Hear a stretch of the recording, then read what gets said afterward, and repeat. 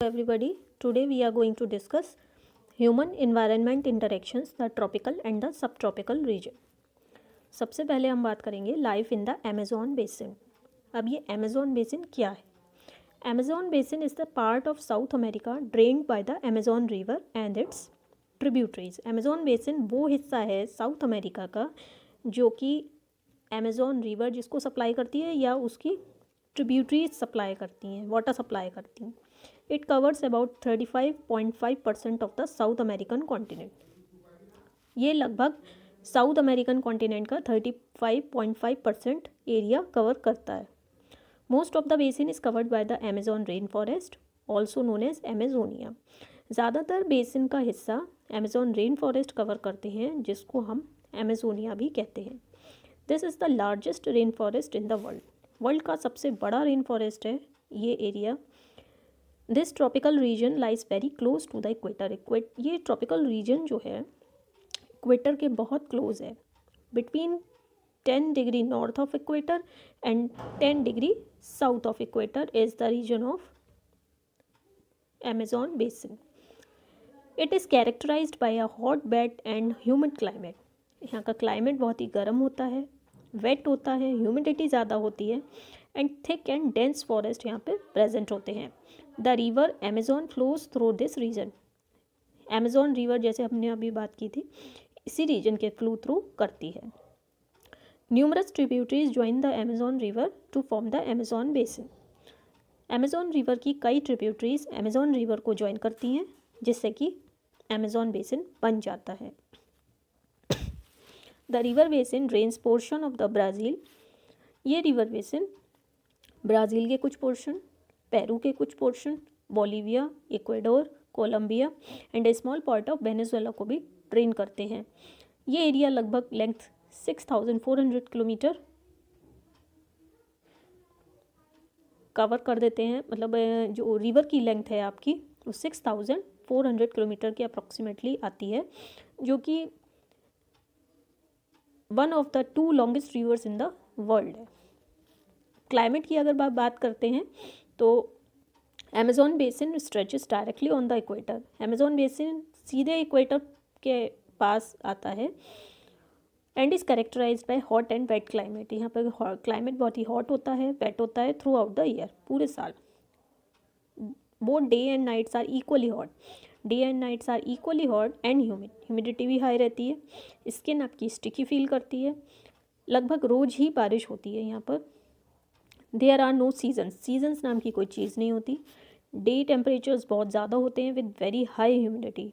At night the temperatures goes down but the humidity remains high. रात में temperature तो कुछ कम हो जाता है लेकिन ह्यूमिडिटी स्टिल हाई रहती है. As it rains heavily in this region thick forest grow. अब यहाँ पर चूँकि बारिश बहुत ज़्यादा होती है यहाँ पर फॉरेस्ट बहुत ही थिक ग्रो कर जाते हैं. इतने थिक होते हैं जो कि डेंस रूफ क्रिएट हो जाती है. लीव्स और ब्रांचेस, जो ट्रीज़ की लीव्स एंड ब्रांचेस हैं वो इतना डेंस रूफ क्रिएट कर देती हैं जिससे कि सनलाइट फ्लोर तक या ग्राउंड तक पहुंच ही नहीं पाती. ग्राउंड हमेशा डार्क रहेगा, डैम्प रहेगा. ओनली शेड टॉलरेंट प्लांट्स में ग्रो हेयर. ऐसे प्लांट्स जो कि शेड को टॉलरेट कर सकते हैं, जिन्हें बहुत ज़्यादा सनलाइट की ज़रूरत नहीं होती है, ऐसे ही प्लांट्स यहाँ पर ग्रो कर पाते हैं. Orchids, bromeliads grow as plant parasites. Orchids और ब्रोमिलेट्स प्लांट पैरासाइट की तरह ग्रो करते हैं और बाकी प्लांट्स के साथ कंपटीशन करते हैं सनलाइट के लिए कि कौन पहले सनलाइट ले पाता है. Trees native to Amazon are Brazil nut, rubber tree and acai palm. Amazon region में जो ट्रीज नेटिव हैं, जो पर्टिकुलरली अमेजोन रीजन पर ही मिलते हैं, these are Brazil nut, rubber tree and the acai palm. The rain forest is rich in फोना.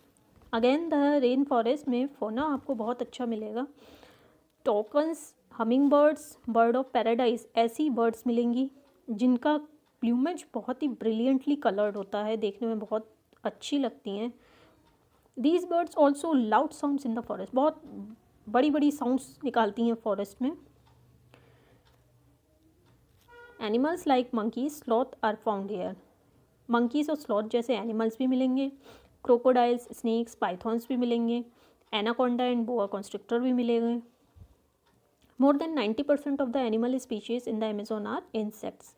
90% से ज़्यादा एनिमल्स अमेजोन बेसिन पर इंसेक्ट्स ही मिलेंगे. Several species of fishes, including the piranha fish, is also found in the river. पिराना fish जो कि exclusive है Amazon reason की, वहाँ पर मिलती है.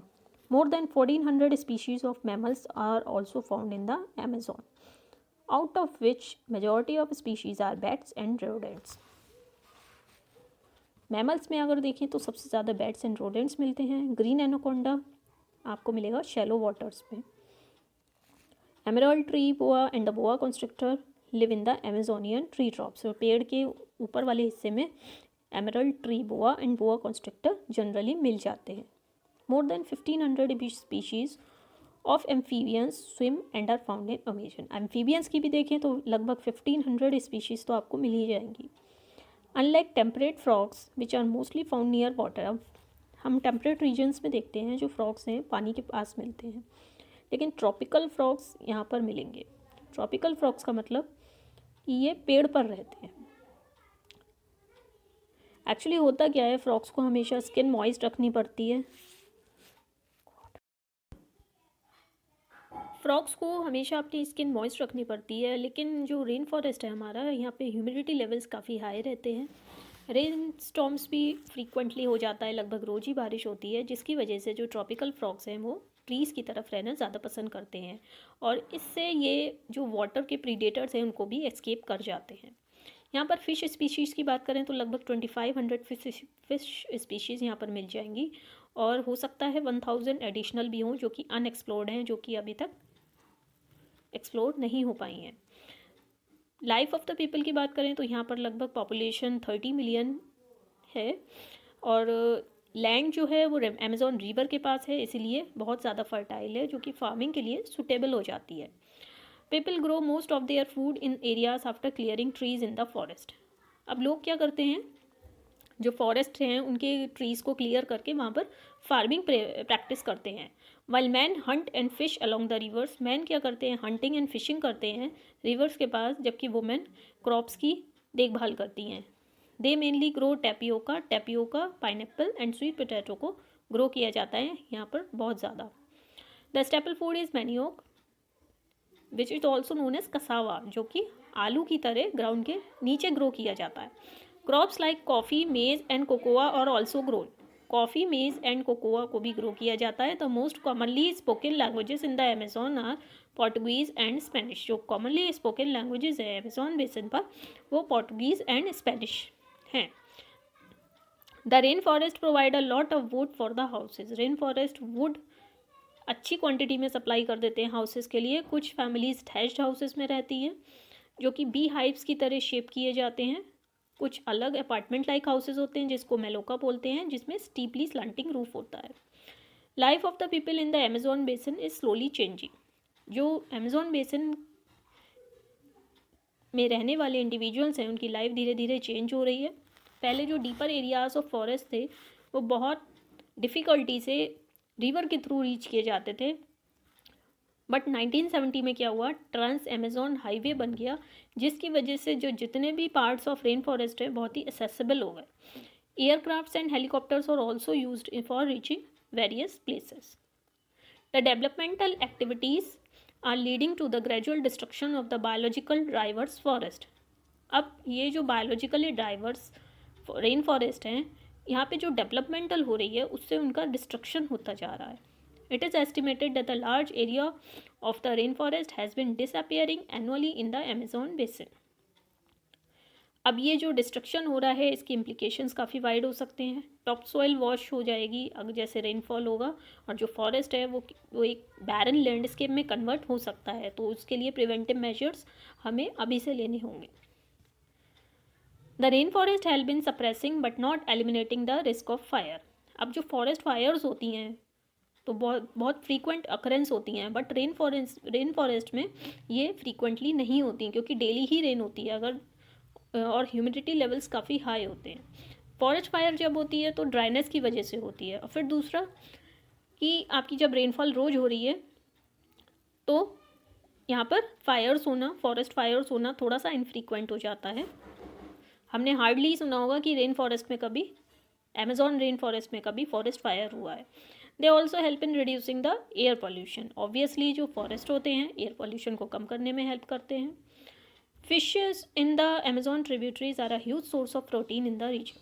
अब जो फिशेस होती हैं अमेजॉन ट्रिब्यूटरीज पे, वो बहुत अच्छा सोर्स ऑफ प्रोटीन होते हैं।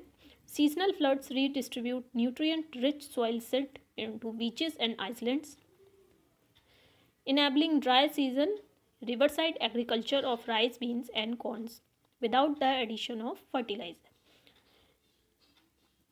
जो सीजनल फ्लड्स आते हैं उसकी वजह से क्या होता है कि जो सिल्ट होती है वो उसे रीडिस्ट्रीब्यूट कर देते हैं, जो आपके रिवर साइड्स होते हैं, बीचेस होते हैं, आइलैंड्स होते हैं, जिससे क्या होता है ड्राई सीजन जब आता है तो यहाँ पर एग्रीकल्चर प्रैक्टिस करना बहुत आसान हो जाता है विदाउट एनी फर्टिलाइजर्स। कोई फर्टिलाइज़र ऐड नहीं करना पड़ता और राइस, बीन्स और कॉर्न की क्रॉप्स बहुत आसानी से बिना किसी फर्टिलाइज़र ऐड किए हुए उगाए जाते हैं। Extensive deforestation specially in Brazil is leading to the extinction of known and unknown species, reducing biological diversity. अब ये जो एक्सटेंसिव डिफॉरेस्टेशन हो रहा है स्पेशली ब्राज़ील में, इसकी वजह से कई स्पीशीज़ का एक्सटिंक्शन हो रहा है, जिसकी वजह से बायोलॉजिकल डाइवर्सिटी कम हो रही है और ये सब सॉइल, वाटर और एयर क्वालिटी को एडवर्सली इम्पैक्ट कर रही है। अब नेक्स्ट हम देखेंगे life in the Ganga Brahmaputra basin. अब जो रिवर गंगा एंड ब्रह्मपुत्र है ये टुगेदर मिलके गंगा ब्रह्मपुत्र बेसिन बनाती हैं हमारे इंडियन सब कॉन्टिनेंट में। ये सब ट्रॉपिकल रीजन में लाई करता है between 10 degree north and the 30 degree north latitudes. पहले जो हमने ट्रॉपिकल रीजन की बात की थी वो 10 degree north and 10 degree south के बीच में था। अब ये जो सब ट्रॉपिकल रीजन है 10 degree north and 30 degree north के बीच में है, ये इन दोनों में डिफरेंस है। अब जो गंगा की ट्रिब्यूटरीज हैं वो हैं आपकी घाघरा, सोन, चंबल, गंडक, कोसी। अब ब्रह्मपुत्र की हैं टेस्टा एंड मेघना। ये सब मिलके गंगा ब्रह्मपुत्र बेसिन बनाती हैं। It is the second largest hydrological region in the world. World का सेकंड लार्जेस्ट हाइड्रोलॉजिकल रीजन है। Ganga and Brahmaputra rivers originate from the Himalayas. ये दोनों ही रिवर्स हिमालयाज से ओरिजिनेट करती हैं, जबकि गंगा तो मेनली इंडिया में फ़्लो करती है, जबकि ब्रह्मपुत्र अदर कंट्रीज़ में भी फ़्लो करती है, जैसे Bangladesh, Bhutan, China and Nepal. It is the largest densely populated basin in the world. पूरे वर्ल्ड में सबसे ज़्यादा डेंसली पॉपुलेटेड बेसिन है गंगा ब्रह्मपुत्र बेसिन, और सबसे ज़्यादा fertile land of the sub continent भी है। जो गंगा ब्रह्मपुत्र बेसिन है वो वर्ल्ड का सब कॉन्टिनेंट का सबसे ज़्यादा फर्टाइल लैंड भी है। The plains of the Ganga and Brahmaputra, the mountains and the foot hills of the Himalayas and the Sundarbans delta, ये इसके मेन फीचर्स हैं। आपके प्लेन्स आ जाते हैं गंगा के अराउंड, ब्रह्मपुत्र के अराउंड, माउंटेन्स आ जाते हैं, आपके फुट हिल्स आ जाते हैं हिमालयाज के, एंड द सुंदरबंस डेल्टा, ये इसके मेन फीचर्स आ जाते हैं। इस एरिया में मेनली मानसून क्लाइमेट प्रेजेंट होता है और ये इसकी वजह से बारिश होती है लगभग जून से सितंबर तक। समर्स यहाँ की हॉट होती हैं और विंटर्स कूल होती हैं। अब जो बेसिन एरिया है इसकी टोपोग्राफी बहुत ही डाइवर्स है, अलग अलग तरह की टोपोग्राफी देखने को मिलती है। यहाँ का इन्वायरमेंट बहुत ही ज़्यादा रोल प्ले करता है in the distribution of population. अब जो माउंटेन एरियाज़ हैं जिनके स्टीप स्लोप्स हैं, तो वहाँ तो लोग नहीं रह पाते, बहुत ही अनफेवरेबल इन्वायरमेंट हो जाता है। इसलिए जो माउंटेन एरिया है वहाँ पर कम लोग रहते हैं compare to plains. The plain area provides the most suitable land for human habitation.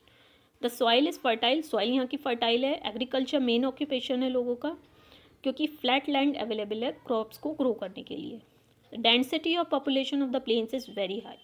जो यहाँ की डेंसिटी ऑफ पॉपुलेशन है बहुत ज़्यादा है। The main crop is paddy, main crop यहाँ का पैडी है, जिसके लिए पानी की ज़्यादा ज़रूरत होती है। It is grown in areas where the rainfall is high. जहाँ पर रेनफॉल हाई रहती है वहाँ पर पैडी ग्रो किया जाता है। The basin lies in the sub tropical region of the northern hemisphere of the plant. The climate here is hot in summers, cool in winters, और यहाँ पर हैवी रेनफॉल्स होते हैं जून और सितंबर के बीच में। जो हमारे माउंटेन रीजन है यहाँ पर टेरेस फार्मिंग भी प्रैक्टिस की जाती है। इसमें क्या होता है, जो स्लोप्स होती हैं, माउंटेन स्लोप्स होती हैं, उनको स्टेप्स में कट करा जाता है, जैसे सीढ़ियाँ होती हैं। इससे क्या होता है, सॉइल इरोजन कम हो जाता है और इवन माउंटेन्स का भी यूटिलाइजेशन किया जा सकता है फार्मिंग के लिए। अब क्रॉप्स की अगर बात करें तो आपका वीट, मेज, सोरगम, ग्राम, शुगर केन, जूट और मिलेट्स, ये सारे क्रॉप्स यहाँ पर ग्रो किए जाते हैं। बनाना प्लांटेशंस भी आपको मिल जाएंगे और वेस्ट बंगाल और असम में टी भी मिल जाएगी। और सिल्क प्रोड्यूस होता है आपका बिहार एंड आसाम में।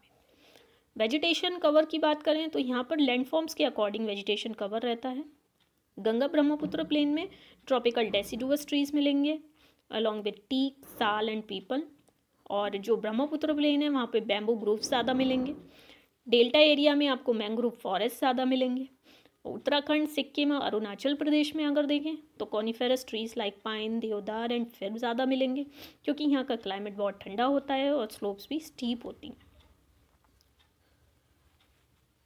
अब यहाँ पे वाइल्ड लाइफ की बात करें तो यहाँ पे बहुत अच्छी वैरायटी ऑफ वाइल्ड लाइफ देखने को मिलती है। आपको एलिफेंट्स भी मिलेंगे, टाइगर्स भी मिलेंगे, deer, monkeys, one horned rhinoceros भी मिलेगा आपको, स्पेशली ब्रह्मपुत्र प्लेन रीजन में।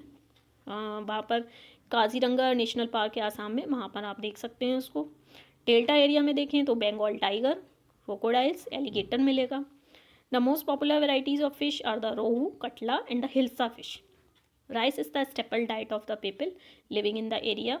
यहाँ पर वेराइटी ऑफ डॉल्फिन्स मिलती हैं in the fresh water of Ganga and the Brahmaputra. जो स्पेशली डॉल्फिन मिलती हैं इस ब्लाइंड डॉल्फिन और the susu dolphin. The presence of this dolphin indicates the good health of the reverse. अगर ये डॉल्फिन आपको मिलती है तो इसका मतलब है वहाँ का पानी, उस रिवर का पानी अच्छी कंडीशन में है, पॉल्यूटेड नहीं है। The Ganga Brahmaputra plain has several big towns and cities. यहाँ पे इस प्लेन में आपको बड़े बड़े बिग टाउन्स और सिटीज़ भी मिलेंगे। इलाहाबाद है, कानपुर है, बनारस है, लखनऊ, पटना, कोलकाता, जिनकी पॉपुलेशन लगभग 10 लाख से अबव है। Waste water from this towns and industries is discharge into these rivers. This leads to pollution of the rivers. अब होता क्या है, जो वेस्ट वाटर है, इतनी डेवलप्ड सिटीज़ हैं तो यहाँ पे फैक्ट्रीज़ और काफ़ी ज़्यादा होती हैं, जिसकी वजह से जो वेस्ट है वो सब इंडस्ट्रीज़ का डिस्चार्ज हो जाता है रिवर्स में, जिससे रिवर्स का पॉल्यूशन हो रहा है।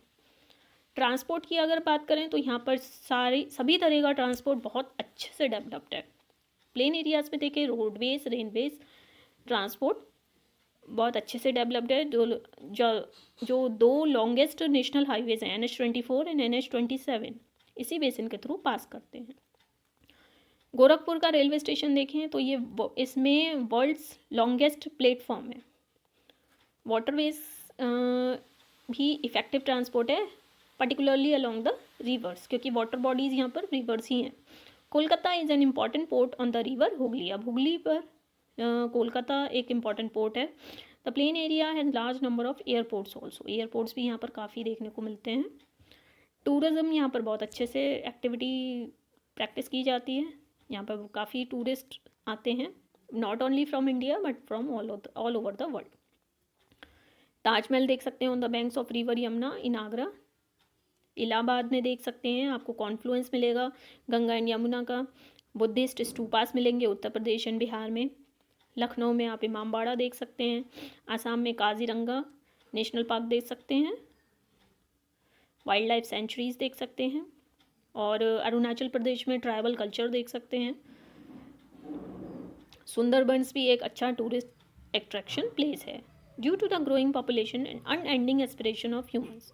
अब जो पॉपुलेशन जो लगभग ग्रो करती चली जा रही है और ह्यूमंस की एस्पिरेशन एंड ही नहीं हो रही हैं, तो यहाँ पर जो एयर पोल्यूशन और वाटर पोल्यूशन है उसकी वजह से यहाँ की एटमॉस्फेयर पर काफ़ी इम्पैक्ट पड़ा है, जिसकी वजह से जो इकोलॉजी है यहाँ की, जो इस बेस है गंगा ब्रह्मपुत्र रीजन की इकोलॉजी है, वो ख़राब होती जा रही है। द साइंस आर अलार्मिंग, काफ़ी अलार्मिंग साइंस हैं, लेकिन इफ़ेक्ट्स डिज़ास्टर्स भी हो सकते हैं हमारे लिए भी और इन्वायरमेंट के लिए भी। Ganga is a sacred river in the country. एक होली रिवर कंसिडर की जाती है Ganga. The water of Ganga got polluted so much over the years because of heavy industries and various rituals. अब होता क्या है, बड़े बड़े इंडस्ट्रीज का डिस्चार्ज जाता है गंगा में, और जो रिचुअल्स परफॉर्म करते हैं, जो होली सिटीज़ हैं वहाँ पे जो रिचुअल्स परफॉर्म किए जाते हैं, तो उनका भी डिस्चार्ज जाता है। तो तो इसीलिए गवर्नमेंट ऑफ इंडिया ने नमामि गंगा प्रोग्राम लॉन्च किया है for the conservation, rejuvenation and cleanliness of water of Ganga. Under this program all the drains falling into the river Saryu, इसमें क्या है, जितने भी रिवर सरयू में ड्रेन्स जाते हैं उनको पहले सीवेज ट्रीटमेंट प्लांट में ट्रांसपोर्ट किया जाता है और जब वो क्लीन हो जाते हैं तब उन्हें रिवर में डिस्चार्ज किया जाता है। So that's completes our chapter. That's all for the day. Thank you so much.